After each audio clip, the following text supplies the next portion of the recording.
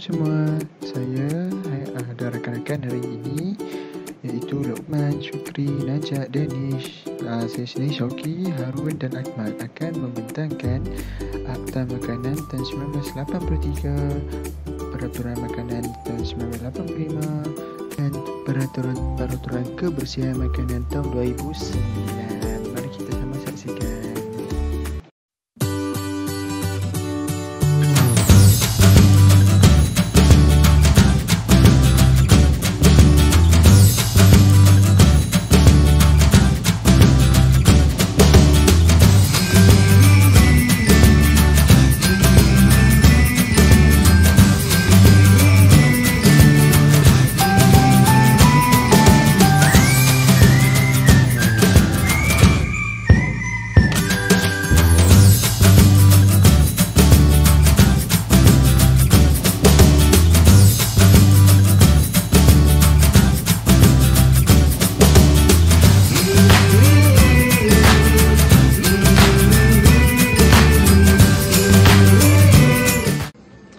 Assalamualaikum warahmatullahi taala wabarakatuh. Okey, di sini saya Syukri Rahman bin Ali ingin membentangkan tentang Akta Makanan 1983. Okey, dalam Akta Makanan 1983 ini mempunyai 7 bahagian. Okey, bahagian pertama iaitu permulaan, mestilah mendapat nama premis. Okey, menetapkan nama premis. Seterusnya pada bahagian 2 pendaftaran premis makanan. So kat sini premis perlulah mendaftar di bawah SSM, Suruhanjaya Syarikat Malaysia. Pada bahagian yang ketiga, perjalanan dan penyelenggaraan premis makanan. Kat sini tentang pengangkutan dan penyelenggaraan premis. Bila contohnya daging yang dibawa daripada gudang ingin bawa ke premis, itu dalam perjalanan dan penyelenggaraan premis makanan. Pada bahagian yang keempat, pengendali makanan. So pengendali makanan iaitu manusia, orang yang mengendalikan sesuatu makanan. Mestilah mendapat suntikan daripada doktor dan dijamin mendapat surat daripada doktor dan perlulah membuat pengakuan. Sebenarnya pada bahagian 5, kehendak khas dalam pengendalian, penyediaan, pembungkusan, penyajian, penyimpanan dan penjualan makanan khusus. Contohnya daging, ikan, ayam. Maksudnya 3 makanan asas ni mestilah dikendalikan dengan betul dan mestilah dijaga dengan rapi. Okey, seterusnya pada bahagian 6 iaitu pengangkutan makanan dari gudang ke premis. Mestilah bersih, suci, mestilah dilap, dijaga dengan rapi, ada alas untuk membawa makanan, daging, ayam semua tu mestilah dalam kotak ke, dalam plastik ke. Pada bahagian 7 iaitu pelbagai, mestilah berkaitan dengan kebersihan setiap premis, betullah bersih supaya pelanggan dapat yakin dalam membeli ataupun datang ke premis masing-masing. Sekian, terima kasih. Assalamualaikum warahmatullahi wabarakatuh. Saya Najat binti Muazzim. Nombor kad mati saya seperti yang tertera dalam video animation saya. Jadi bolehlah tengok dan baca video animation saya. Tajuk saya hari ini yang saya nak bahaskan adalah Peraturan Makanan 1985, di mana dalam peraturan makanan ini saya selitkan definisi dan sebab utama tentang Peraturan Makanan 1985. Saya punya bahagian saya ialah prosedur pengambilan sampel bagi pengambilan sampel makanan. Ni tujuan dia adalah untuk memastikan makanan tersebut selamat dimakan oleh pelanggan. Tujuan saya buat prosedur ni perlu ada dalam kilang untuk memastikan makanan tersebut selamat daripada pencemaran biologi, kimia dan fizikal. Di mana jika ada pencemaran ini berlaku dalam makanan tersebut, maka makanan tersebut tidak akan dipilih lah, dan dia akan terbuang macam tu saja kerana dah berlaku pencemaran. Jadi semua bolehlah enjoy saya punya video, dan itu saja dari saya. Sekian, terima kasih.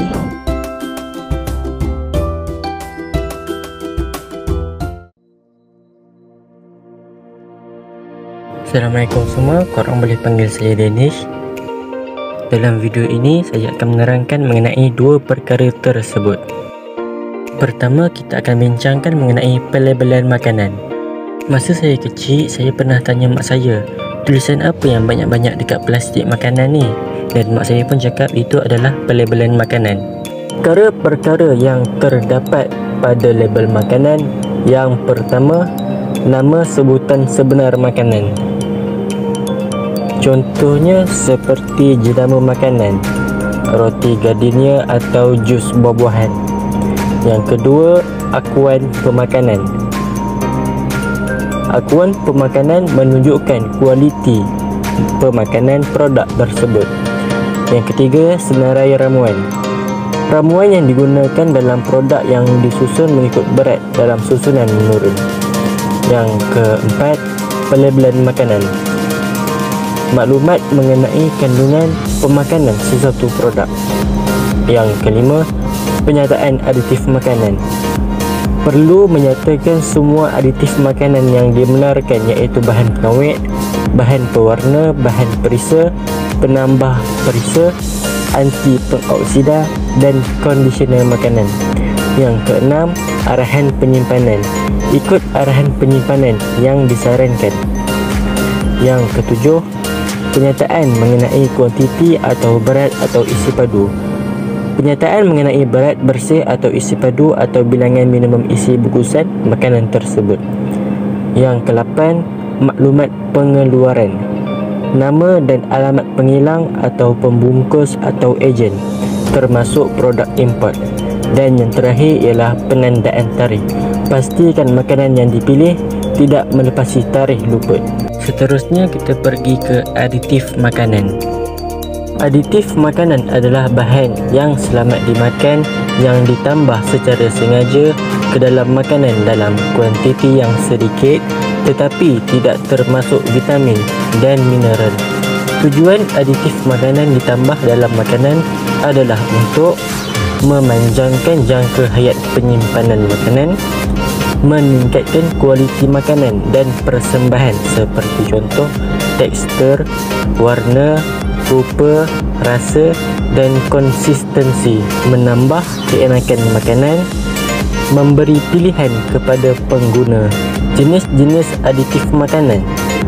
Mengikut peraturan makanan 1985, jenis-jenis aditif makanan yang dibenarkan adalah bahan pengawet, bahan pewarna, bahan perisa, penambah perisa, anti pengoksida, kondisioner makanan. Sesetengah orang percaya aditif makanan itu adalah bahan kimia dan justru itu ia seharusnya diharamkan penggunaannya.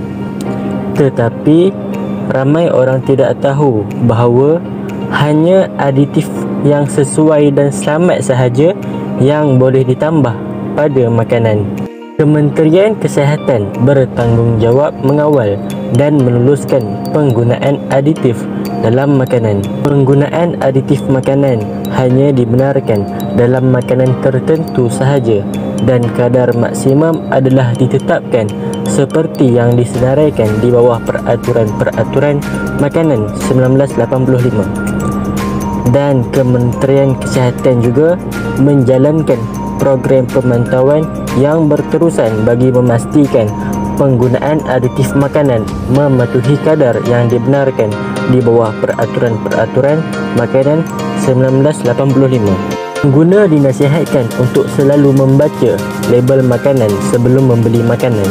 Bagi pengguna yang alah terhadap makanan atau aditif tertentu, amatlah penting untuk membaca senarai ramuan pada label makanan dan mengenal pasti makanan atau aditif yang perlu dihindari yang boleh memberi alahan. Akhir sekali kita pergi ke suplemen makanan.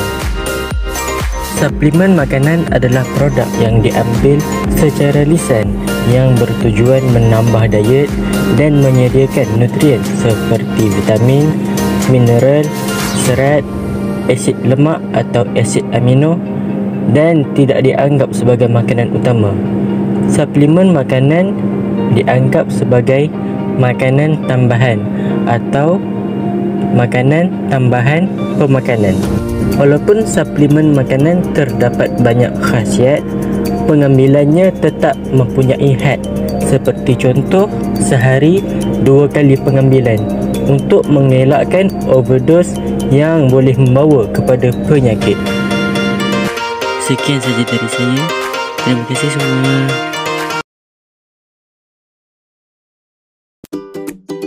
Hari ini saya akan terangkan berkenaan pembungkusan makanan dan komponen sampingan. Pembungkusan makanan mestilah mengikut peraturan yang telah ditetapkan yang mempunyai pelbagai aspek. Okey, mari kita tengok kepada yang komponen yang kedua, ialah komponen sampingan atau juzuk kebetulan. Pula mestilah mengikut kadar atau tata cara yang telah dibenarkan sahaja.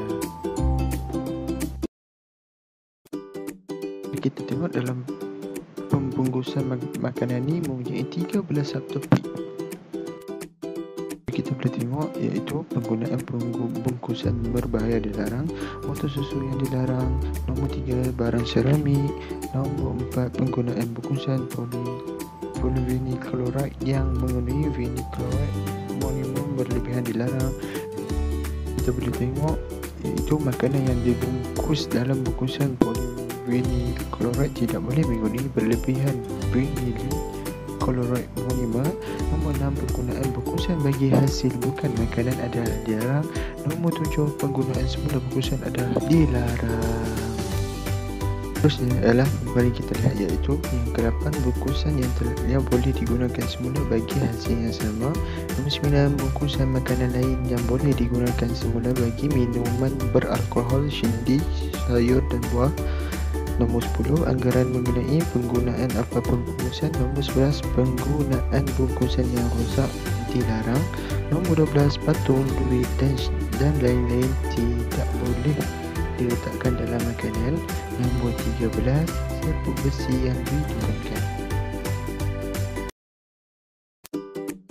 Mari kita saksikan video ini iaitu di antara ahli dan umatnya. Video ini akan menerangkan berkenaan pembungkusan makanan.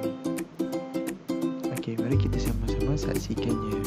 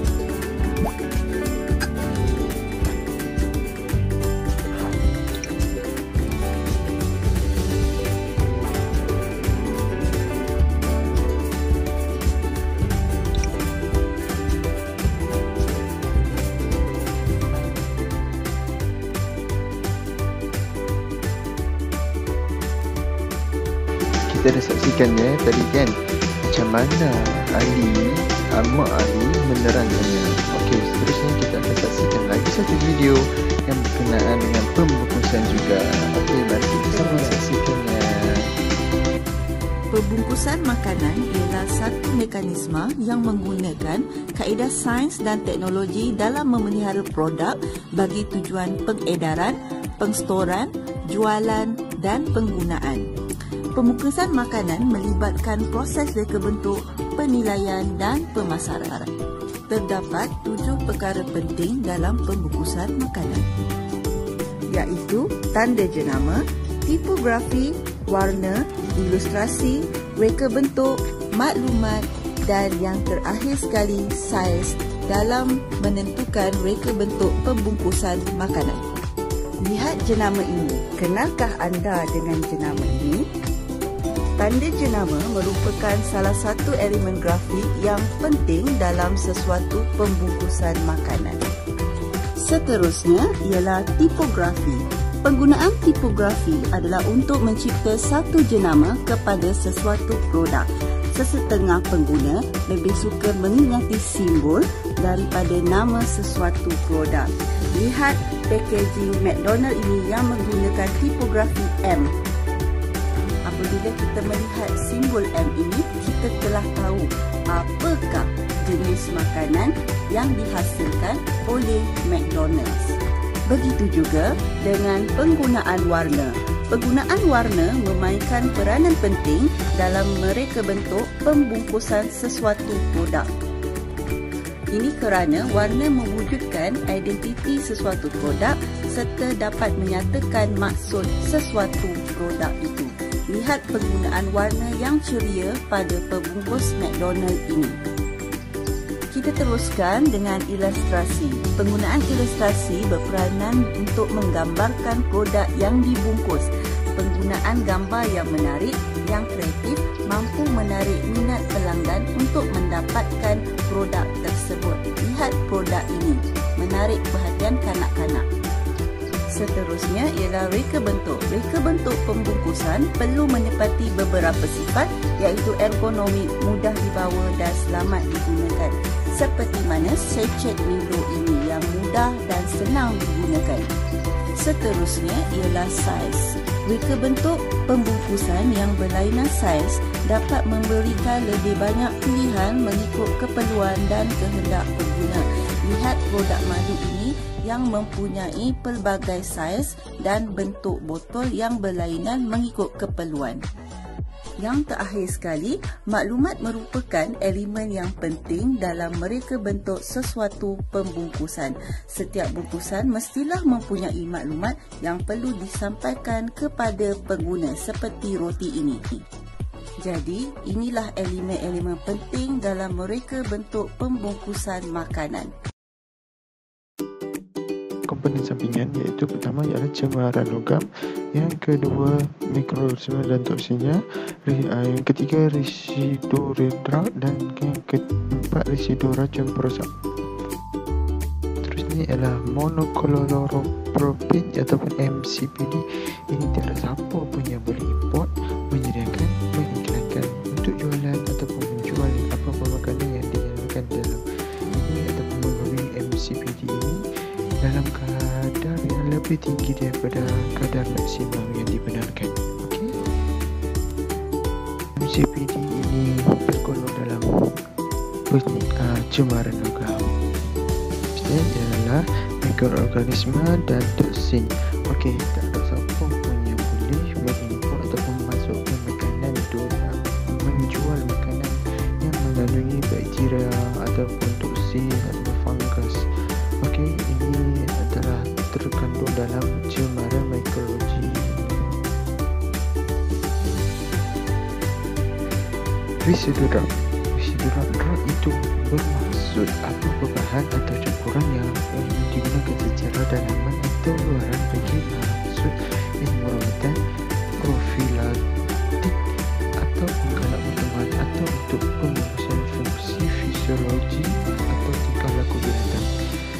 Drug pula bermaksud sedatin untuk drug berkenaan atau metaboliknya dalam mana-mana bahagian boleh dimakan atau pada hasil binatang dan termasuklah residu berkaitan dengan benda asing drug berkenaan. Tak ada siapa pun diguna juga dalam residu drug ni. Tak ada siapa berlebih, tak ada siapa boleh menggunakannya melebihi kadar yang dibenarkan.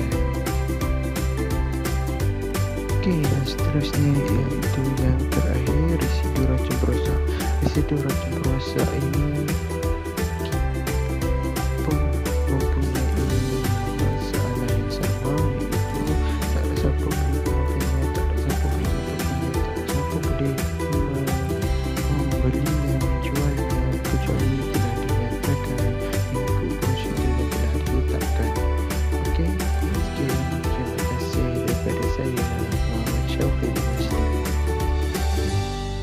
Saya Akmal Syazani bin Mahmadin, nombor menteri I21105364 mengenai peraturan-peraturan kebersihan makanan 2009. Antara peraturan mengikut peraturan-peraturan kebersihan makanan 2009 adalah yang pertama, premis haruslah dalam keadaan yang bersih dan selamat untuk pelanggan, iaitu premis sentiasa disapu supaya dalam keadaan bersih untuk keselesaan pelanggan. Reka bentuk kedai haruslah kedai yang selamat untuk pelanggan makan.